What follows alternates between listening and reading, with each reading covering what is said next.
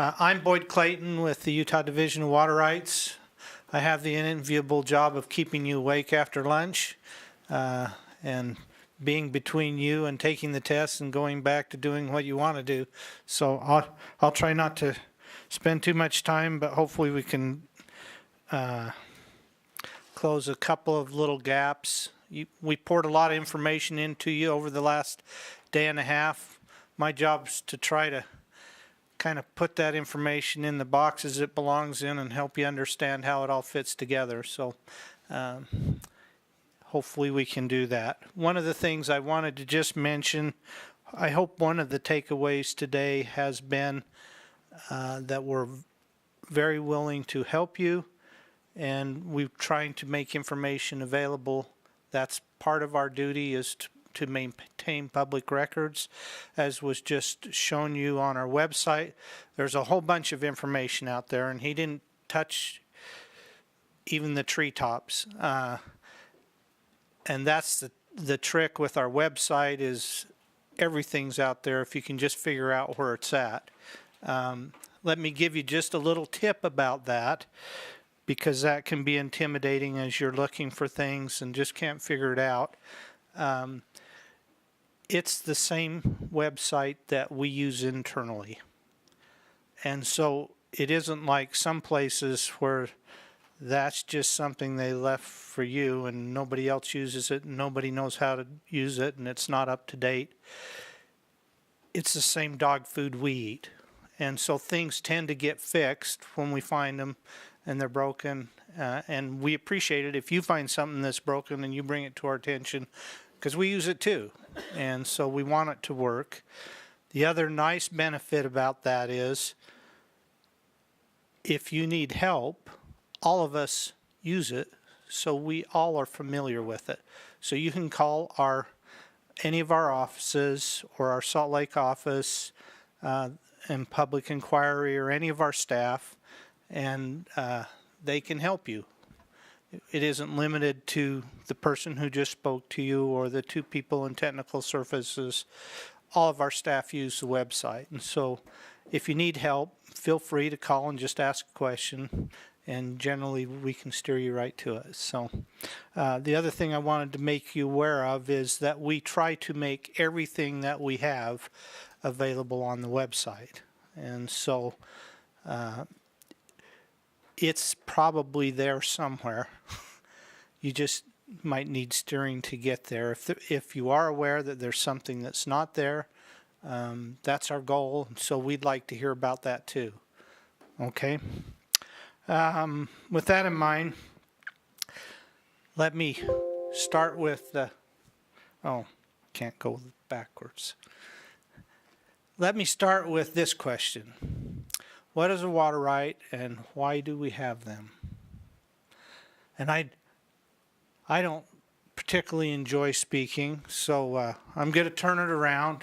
And we won't make you even run for the microphone. I'll try to repeat the responses so we don't have to do that. This is a time to sit back and just think about what we've been through and why does it even matter? What is a water right and why do we have them? Thoughts? It's a right given to us by the state to use public water, and we have them because of the limited supply of water. Okay, thank you. The answer was a water right is a right to divert and use waters of the public for some beneficial purpose. And the reason that we have them is because, unlike the eastern United States, where you're mostly trying to figure out how to drain the water from around you, we have a very limited supply, and everything that we do is tied to water. There is no economic development or life without water. And so water is going to be a controlling element in what happens in our state. And so that is exactly why we have water rights. And I guess I gave away part of the answer. It was talked about yesterday that there are various water right systems throughout the United States. And why do those systems vary?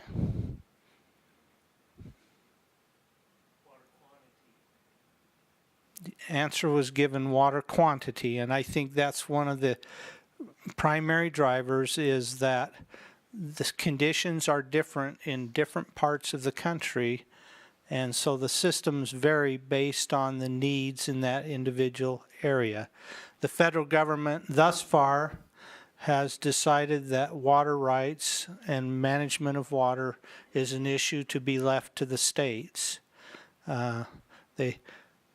There is a little intervention going on with water quality and some of those things, but for the most part, a decision was made early on that management of the water resources in the states would be left to the states, and each state develops their own system based on their own needs and concerns.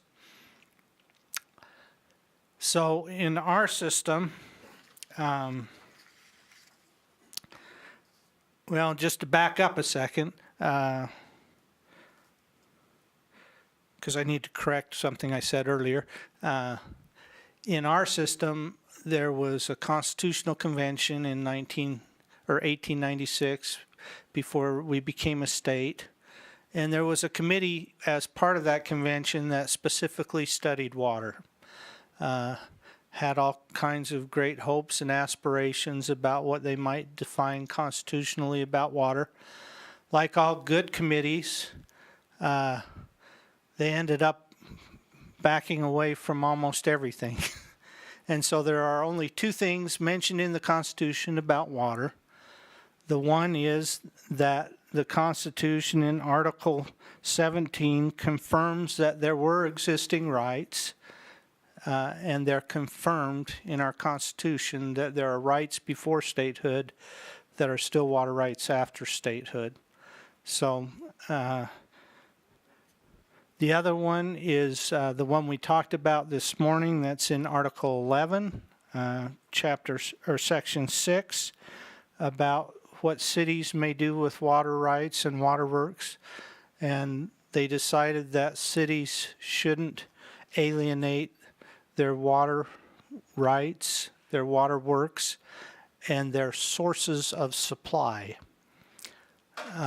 And so as we talked this morning about whether shares of stock, once acquired by the city, can be sold, I leave that as a legal question for those with higher pay grades than me, whether those are sources of supply or not.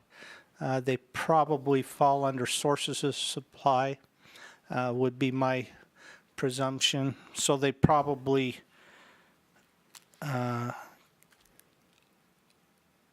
under the Constitution are restricted from alienating themselves from those shares once they acquire them. Now, we don't enforce that constitutional provision. And so we aren't in the business of telling cities when they can buy and sell water rights, or anyone else for that matter. Water rights in our state transfer without intervention. And so I suppose if there's a citizen that's upset, they might bring that issue up with the city and sue them for doing that, because it is an illegal act. But that's what the Constitution says. And just so you're aware, why that prohibition came about, it turns out, because we did some research this last year with some legislation, it turns out that just prior to Utah becoming a state, the city of Ogden had a very dilapidated water system. They'd tried for years to find money to update it, and they couldn't find a way to fund it. And they were finally approached by an entrepreneur who said, sell me your water system and your water rights. I'll build you a new water system and I'll sell it back to you. And so that's what they did. And they willingly did it. And from everything I can tell, there was even a Supreme Court case about it, because after that, those city leaders were replaced, and the new leaders didn't like what they'd done, and so they filed a case and went all the way to the Supreme Court. And the Supreme Court said, from what I can tell, you got a pretty good deal. And it was a legal contract.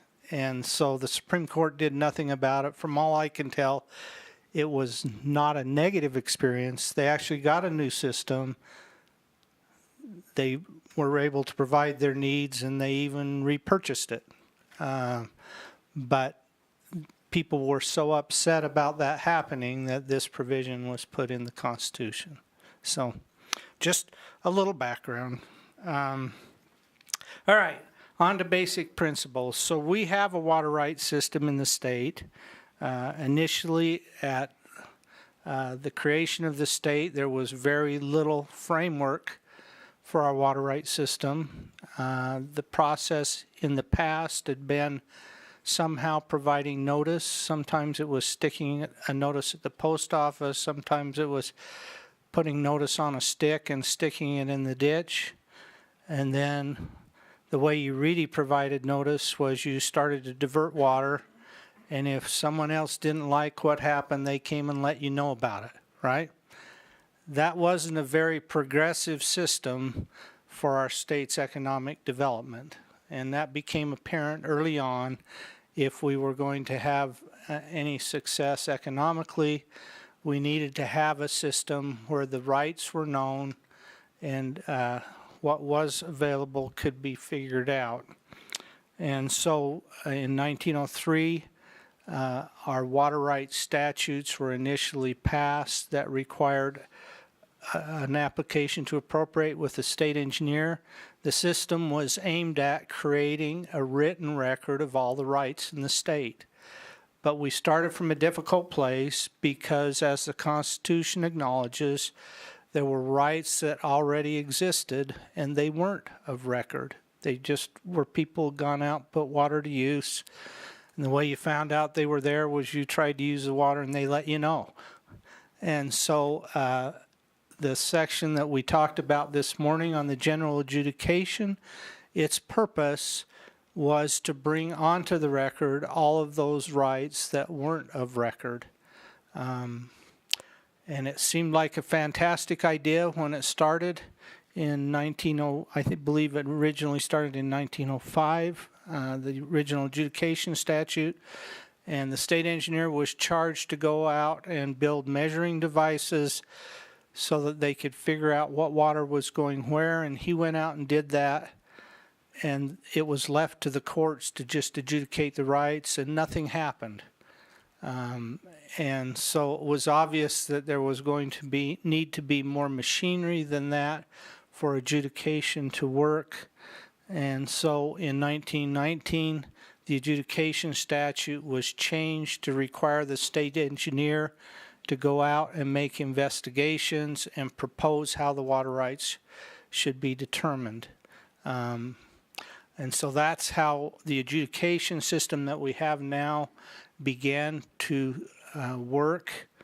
Originally, it worked really well because it was done under funding provisions that was intended to be a revolving fund.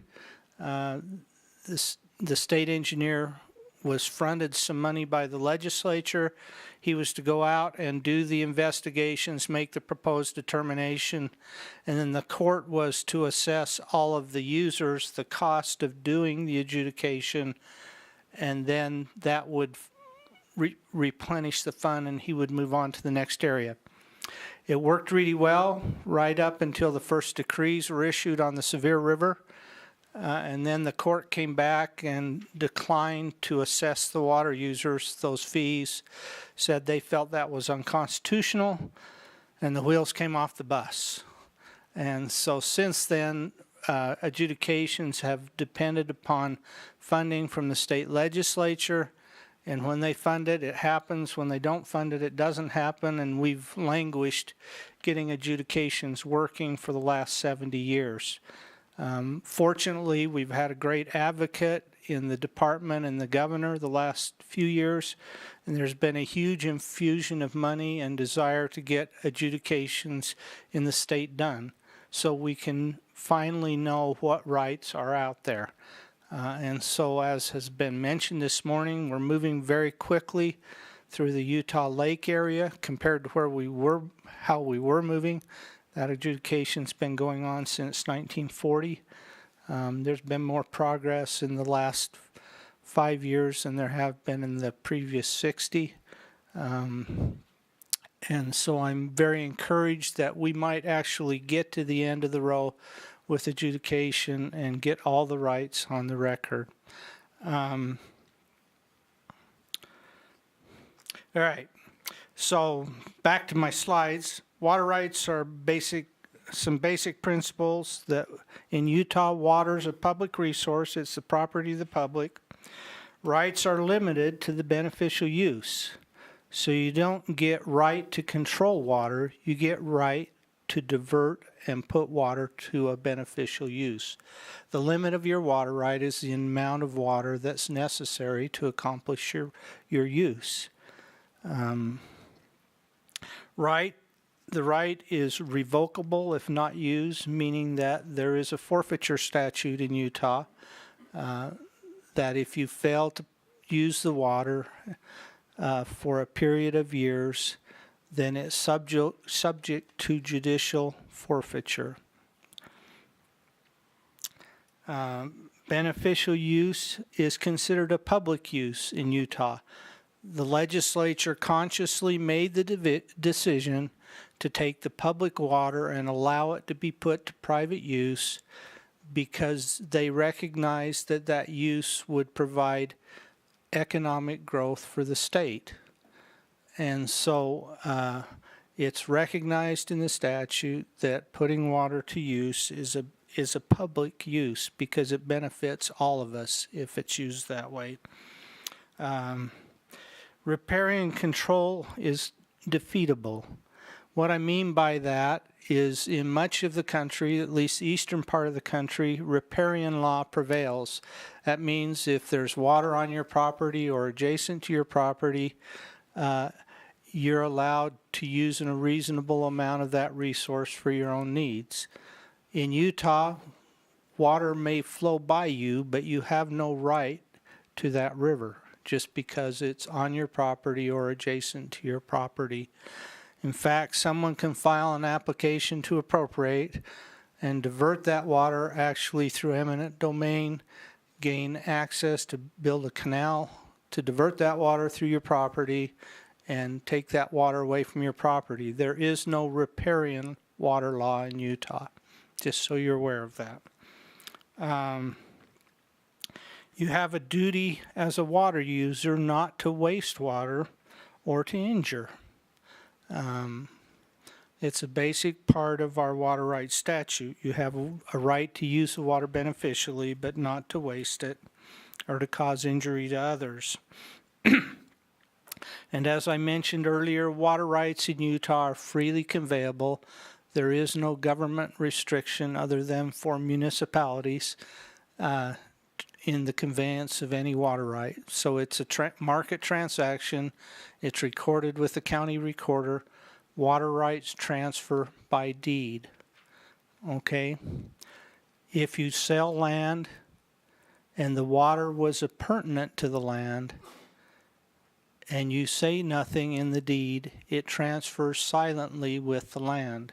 That's an important concept to understand. It was intentional, particularly during the period when all the water rights weren't on the record, because how else would you convey the rights that were there if you couldn't name them? And so early on, that's the system that developed in Utah, is water rights that are pertinent to land. If you own the water rights and the land, whatever rights you own transferred with the land unless you reserve them in the deed or have conveyed them prior in a water right deed. Okay. There were some issues that developed early on with the concept I'm having a brain freeze of Yeah, I'm going to have to come back to it.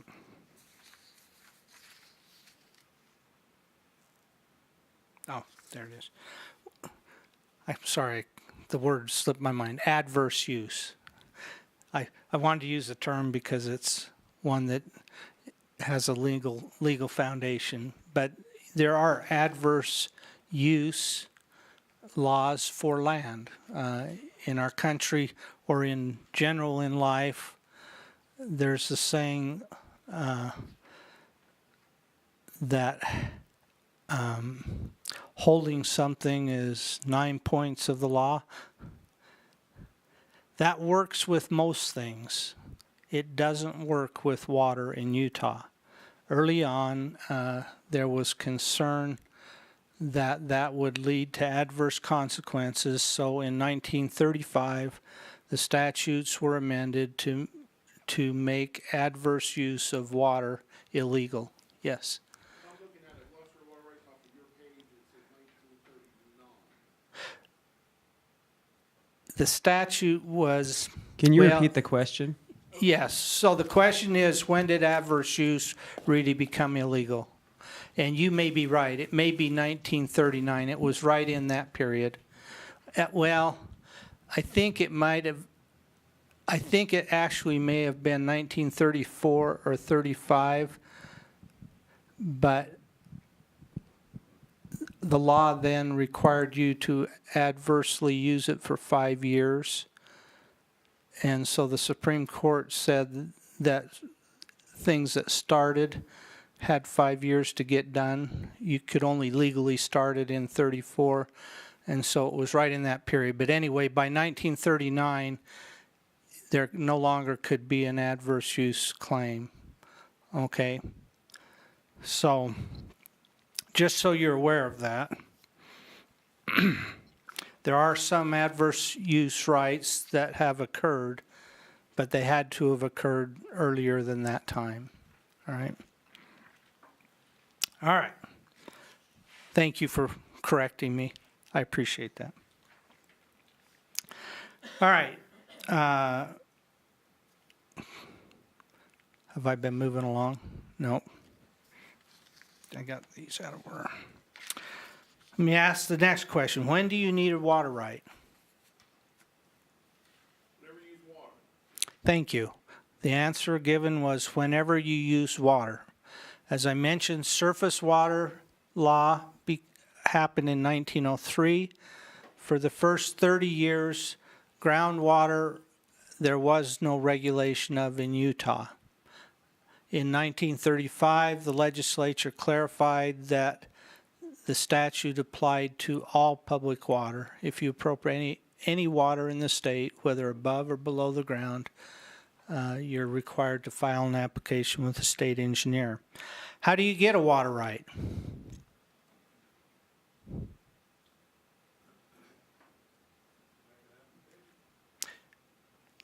Thank you. I heard the answer back there. You file an application.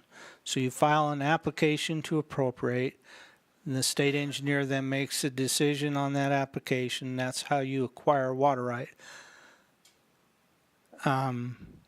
Obviously, the state engineer just gives you approval to go out and try to put the water to beneficial use.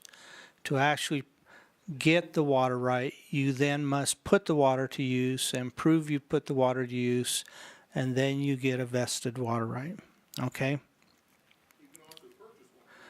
Yes, and the other half of the answer is, as was mentioned, you may also go out and find someone that already owns a water right and purchase that water right from them. So that's how you acquire a water right. Good. How don't you get a water right? I heard someone say, don't have my glasses on, so I didn't see the lips move. I heard over here, you don't get a water right by stealing. Thank you. I hope Kurt Vest made it perfectly clear. If we discover that's going on, that won't be a fun experience, okay?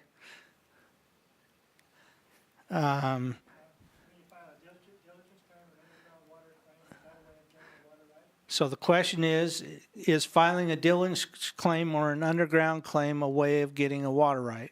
What's the answer to that? So the answer, or the thought is, or do you already have the water right?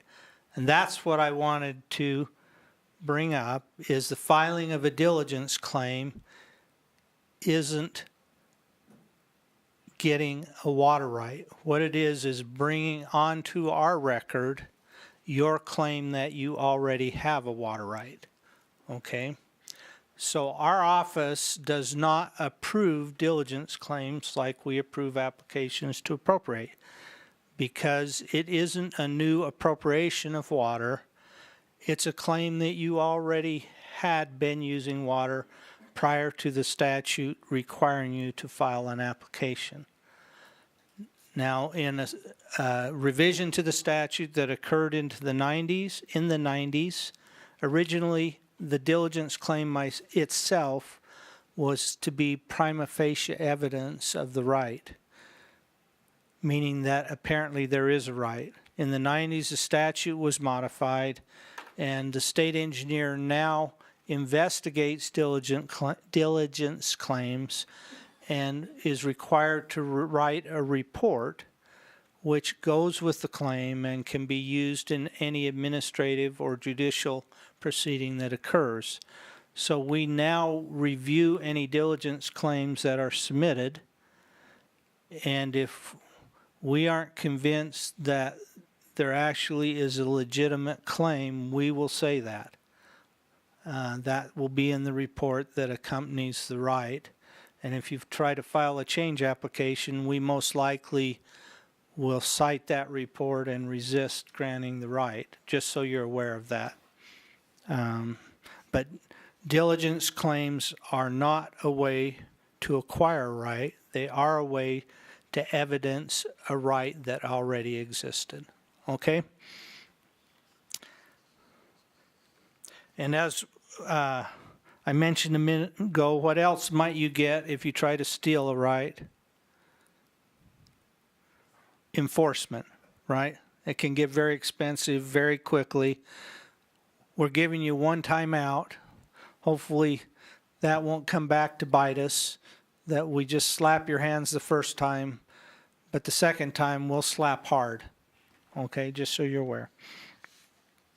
All right.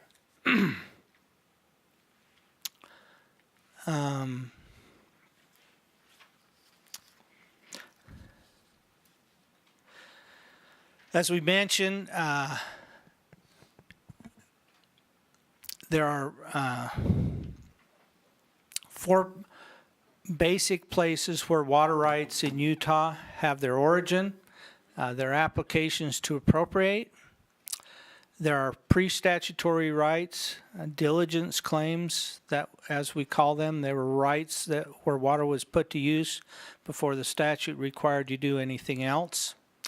There are decreed rights from many of early decrees, divided water between people and their evidence of rights. And then there are federal reservations. That's been talked about somewhat, so I don't want to spend a lot of time on that. But that's another place where the federal government has interjected their presence in the water right world, and through the Supreme Court they have come back and said when Congress set aside land for a reservation, they must have intended that sufficient water to accomplish the purpose of the reservation was also set aside. So we have water rights that come into our system through federal land reservations. I wanted to make you aware, in case you weren't, that we aren't the only water agency in the state of Utah. Our role is a regulatory role as an agency to regulate the diversion and use of waters in the state primarily, among other things that we talked about a little bit. We have a sister agency in the same department, the Division of Water Resources. Their role is water planning in the state, and they help fund projects and develop projects to use water in the state. So if you need help to build a project, you go talk to them. If you need help about water rights, you come talk to us. And then there are agencies in the Department of Environmental Quality, one which controls or regulates contaminants in water and water quality standards, and one which regulates drinking water standards, which I didn't put on the slides, so you're aware. All right. As was mentioned yesterday, the state engineer is an appointed office. All the statutes for water rights in Utah are written to give the state engineer responsibility for making decisions. We've made a choice as an agency to issue all of our decisions under the state engineer's name, so we don't have any superior agency review. Okay, it's been done that way purposely because the intent is that you come to us and request action, we make a decision, we get it out the door, we don't spend a lot of time going back over it here. You can request reconsideration. If we think we made a mistake, we'll reconsider and reissue. If not, what is your recourse?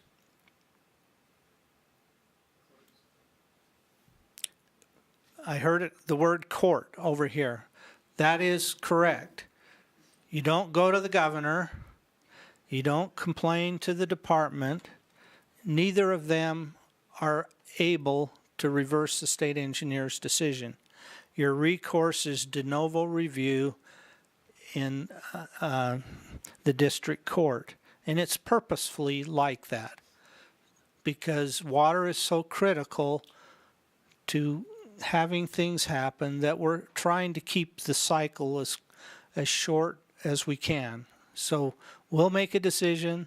If you don't like the decision, go to court and see if you can get a different decision. Okay? That's how it works. Question. Yes. In the district court, is it a record review or can additional evidence be presented? Yeah, it's reviewed de novo. That means you start over. So,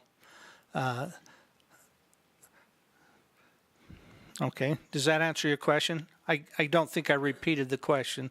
So the question was, in the district court, is it a record review? And the answer is, because all of our proceedings are informal, it's a de novo review in the district court, meaning they start over. Okay? And the district court judge sits as the state engineer's decision maker. All right? I think it was said yesterday, I didn't hear it, but I was listening at my desk and must have been distracted. I think they said the deputy state engineer might be an appointed official. I'm not. I'm a merit employee, just like the rest of the helpers to the state engineer in the state. That position was appointed until 2005, and the statute was changed because they decided that didn't work that well. And so the only appointed individual in the division is the state engineer. He takes the beating for everything. That's the way it goes. All right.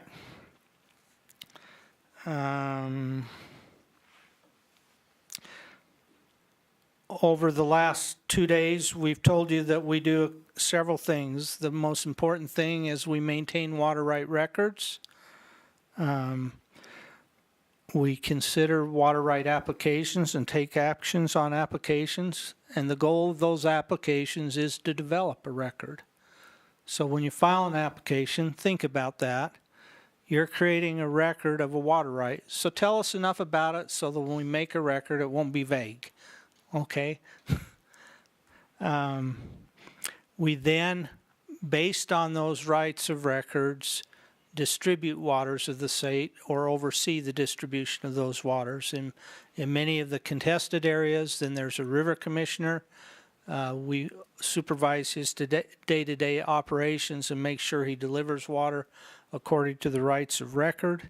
In other areas where we don't have a distribution system established, if there's an issue that comes up, we get in the middle of resolving the issue and making sure the water goes to the appropriate people based on the priority of their rights. We have a enforcement program for people who illegally use water. We have an adjudication program where our role is to propose to the court to study and then propose to the court how the water rights should be decreed. We have a program that licenses well drillers, and we regulate those well drillers and their work.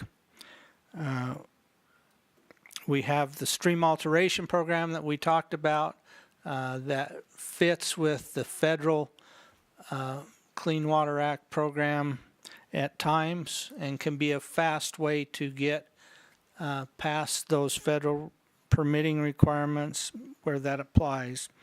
We also have responsibility to regulate safety of dams and geothermal fluids. So those are the things we do. It's all regulatory. The one thing, and all of those things have actions that the state engineer takes. They're all subject to de novo review in the courts, okay?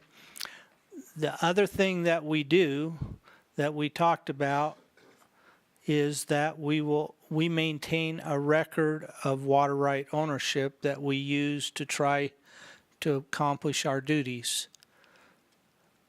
We are not the Office of Record, as was mentioned yesterday, for water right ownership. And so the process that's going on there is that we're asking you to tell us who's the current owner based on the deeds of record. And so that isn't a decision-making role, that's just an update role.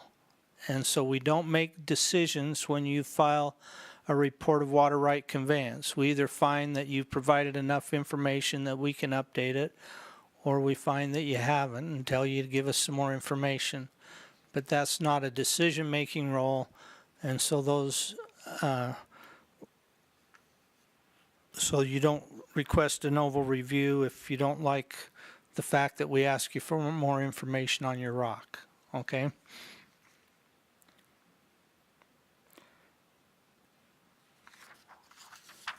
I'm looking to see if there are things I had meant to tell you.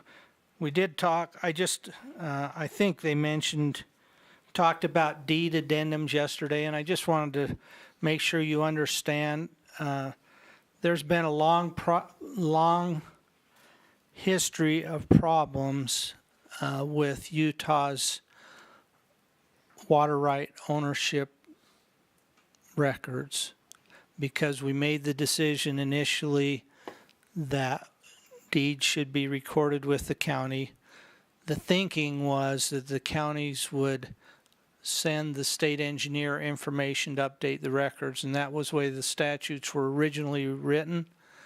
The problem is those silent transfers with land deeds, and the counties got totally frustrated because they're like, which deed should I send? I don't know whether this deed transferred water or not. And so some counties just gave up and stopped sending the state engineer anything. Other counties sent the state engineer everything and said, have fun. And it became a funding issue for our agency to process through all those deeds that the counties sent and try to figure out which ones conveyed water, at least the ones that sent us deeds. And we didn't have the funds to do it, and so the statute was finally amended because the records got seriously in the rears and to the rock system that we have now, but it's a willing seller system where if you want to update title you do, if you don't, you don't. And so the records are seriously out of sync. Deed addendums are a tool that has been in place for about the last 7 or 8 years.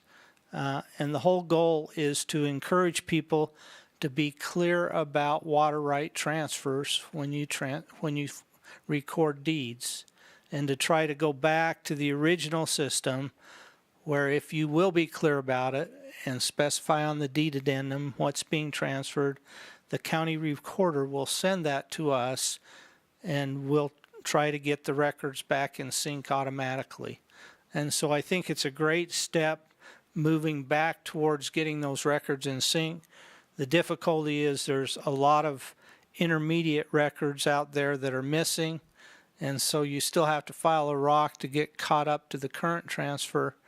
But as we get caught up, it'll be a good way to start staying in sync. So that's why that crazy thing's there. But I hope you'll use that as you have opportunity to be involved in water right transfers. Do a deed addendum. Be clear about what you're conveying. All right? And it'll help us all.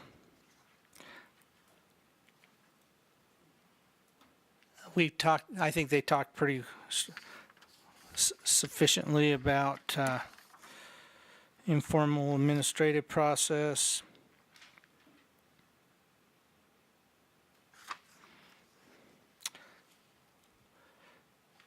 As was mentioned, we have appropriation policies all over the state. Those are meant to be an indication to you of what the state engineer's thinking is on appropriating water in those areas,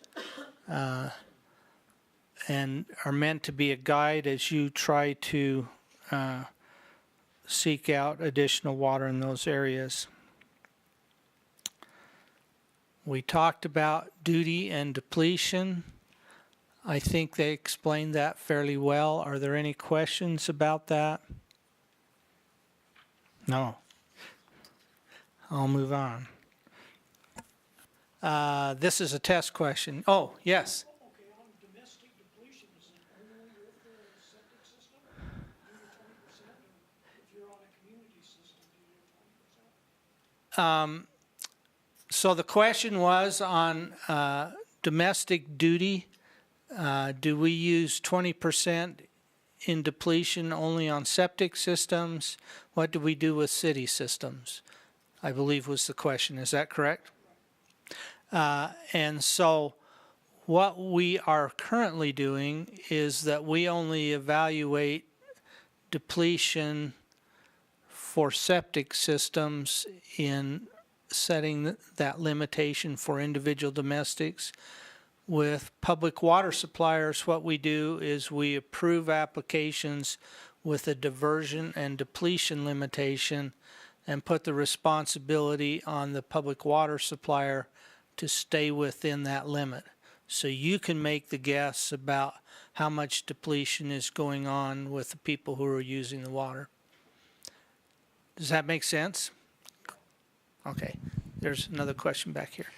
I just had a question about irrigation depletions. How were they generally established in the past, and can they be changed?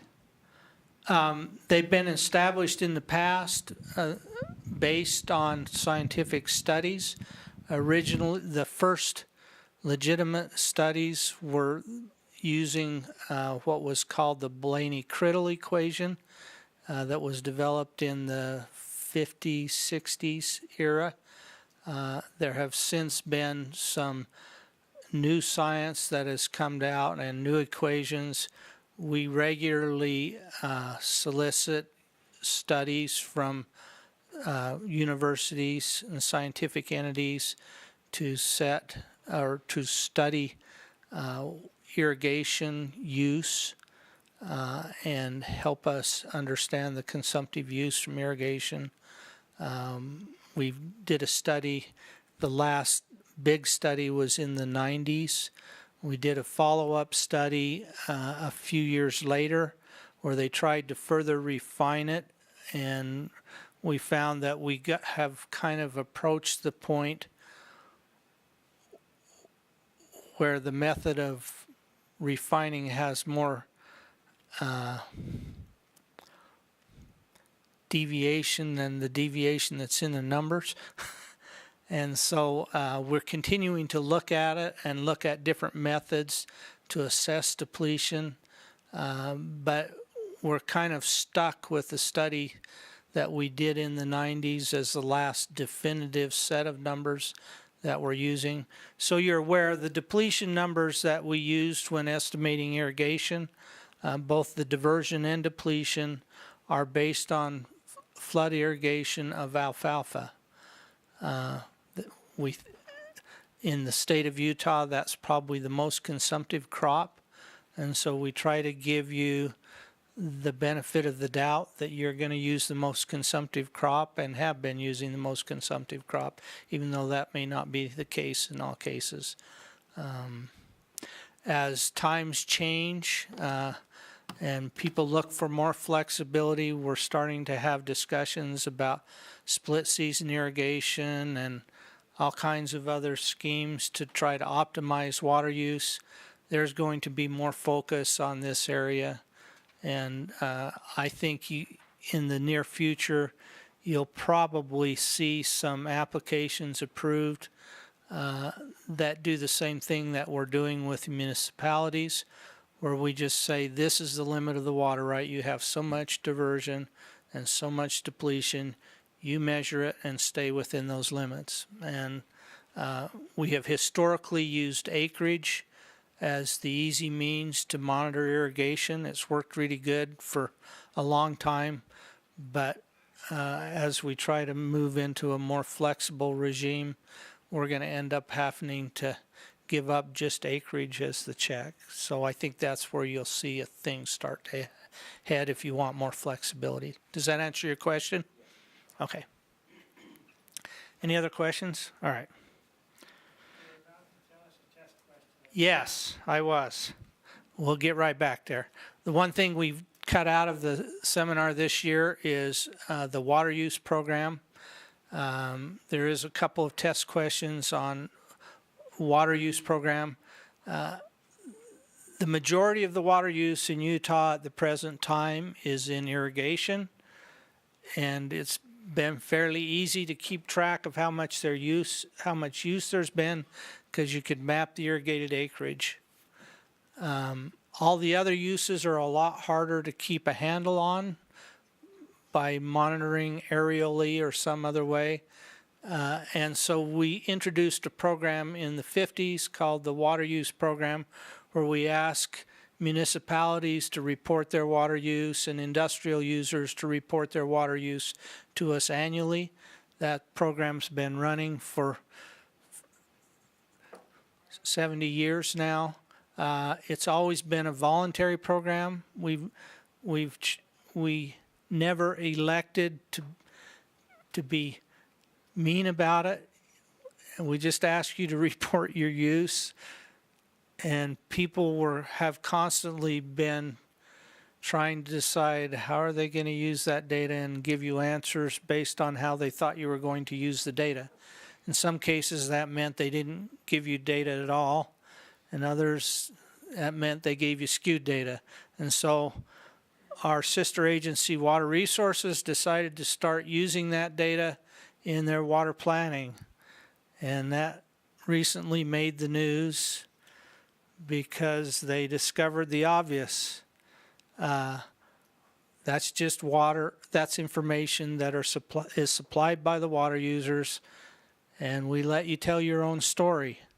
And then we quality controlled the data for how we used it. We told Water Resources to do the same thing. The legislature said, that's stupid. Why don't you make them report the real data? And so that program has changed, and water use reporting, at least for public water suppliers, is now mandatory based on drinking water rules, and there's punishments if you don't report, and there's punishments if you fabricate the report. And so the goal is to get real information. And how is the data used? It's used 3 different ways. As I mentioned, Water Resources is using it in their planning processes for the state. Other people, it's publicly available data. Other people use it in research. And our agency uses it in administrative functions. That's where the program started. And it never has been that helpful to us because we weren't willing to be mean about it. But hopefully it will be more helpful so we can understand where we are and what's going on with water use. So there's a test question on that, just so you're aware of that. Okay. And how do we collect it? The method hasn't changed. How do we collect the data?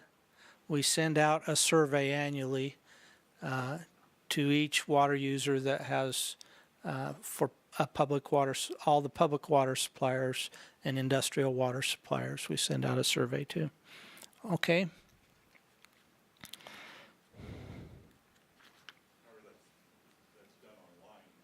Yes. So I said we send out a survey. The question was, isn't it done online now? And the answer is, we will send it to you and let you do it electronically, or we will send you the paper copy. We don't care which way you do it. We prefer the electronic. It's easier for you and us, but we'll do it either way. But it is an annual survey that goes out once a year, and you can do it electronically. So, thank you.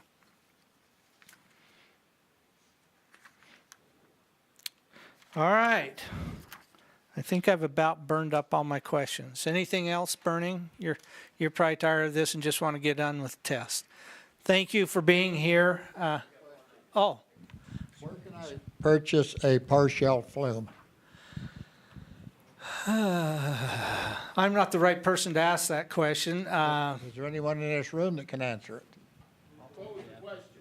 Where can you purchase a partial flume? There are supply companies that sell those. I just don't happen to be in that business.